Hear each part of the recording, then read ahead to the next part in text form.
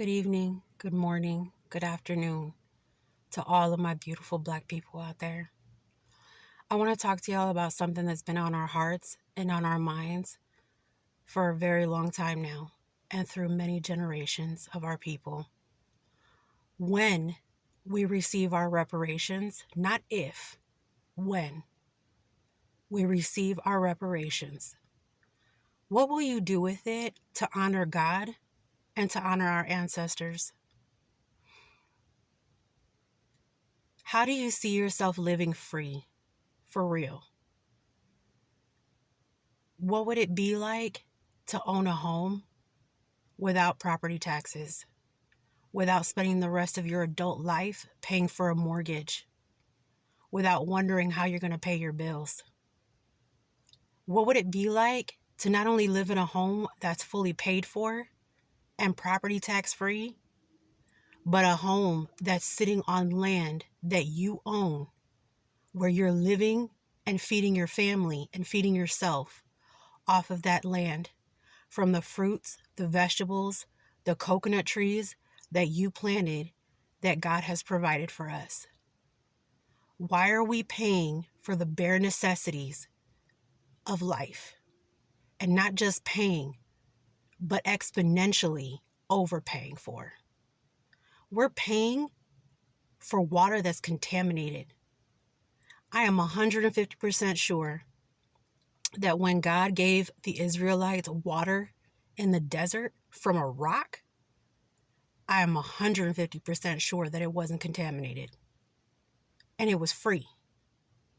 So if God has provided everything that we need to sustain ourselves as a species, why are we allowing these colonizers, these elitists, and these corrupt politicians to suck every penny that we earn out of our pocket for things that God has given us, not only for free, but He has also given us the land to steward accordingly? What will you do with the reparations that God is going to restore back to us? I just want to put that out there because that's something that we need to think about, because I can guarantee you these people are going to give us back what they have stolen from us. God is going to make sure of it. If He did it for the Israelites and then He sustained them in the desert with manna and water and quail, then I know for a fact He's going to do it for us. Now, my next question is, when we do get it, are we going to make the same mistake that our ancestors made long ago and melt or idolize what God restored back to us and worship it? Or are we going to continue to glorify God and to praise His name and to thank Him for what He has given us, what He has done for us, what He is doing for us, and what He has restored back to us? I just want to put that out there for y'all to think about, because I can guarantee you, with everything that's going on in this nation, the utter chaos that is befalling this nation, they will have no choice but to let us go. I know I'm not the only Black woman, Black person in this nation that wants their freedom and knows that we deserve our freedom. So when we do get that freedom, and by the hand of God, it will happen, how are we going to choose to unite as a people? Unite with our African brothers and sisters and take care of each other and build each other up so that we can live a healthier, safer, better life. Not only for ourselves, but what about your children? What about your children's children? These kids are out here getting shot at school. They haven't even been in school for 2 months. Is this what you want for your babies? Is this what you want for your grandchildren? And real talk, let's address this. You can buy a house here and you'll go and spend what? Anywhere from 300 to 600,000, and you grinding. You grinding real hard for that house. It's not brand new. And you're going to spend the next, 30 to 40 years trying to pay off that mortgage? And even when you do pay off that mortgage, you're still paying these people property taxes till the day you die. So do you really own that house? I know it seems far-fetched, but it's really not. God gave us the land to possess. It's just not here.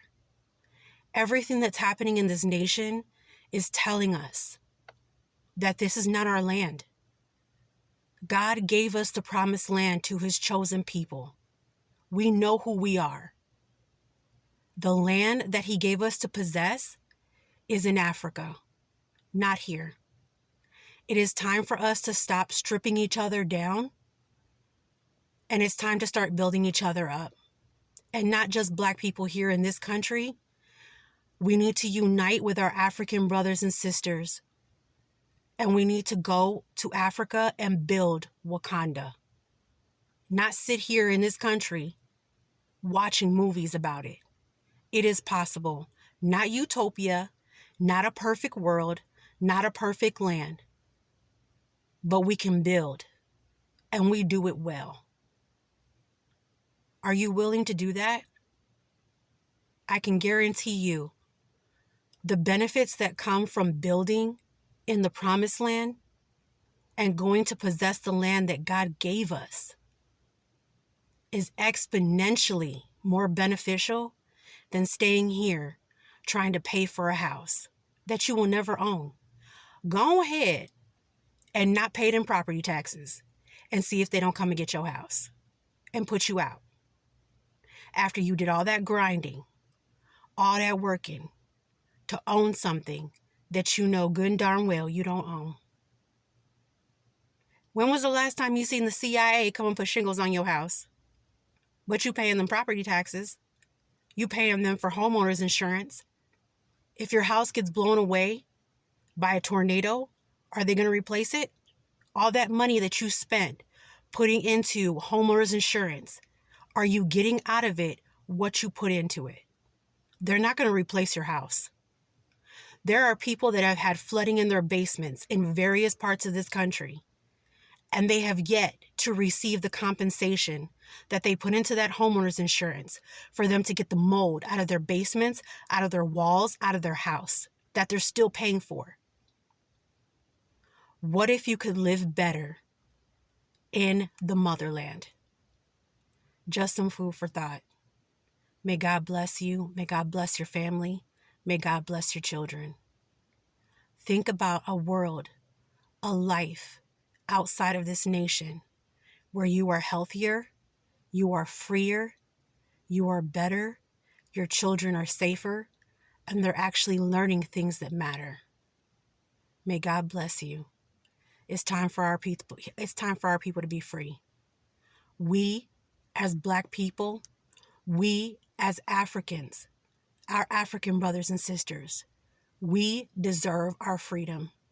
Reparations now.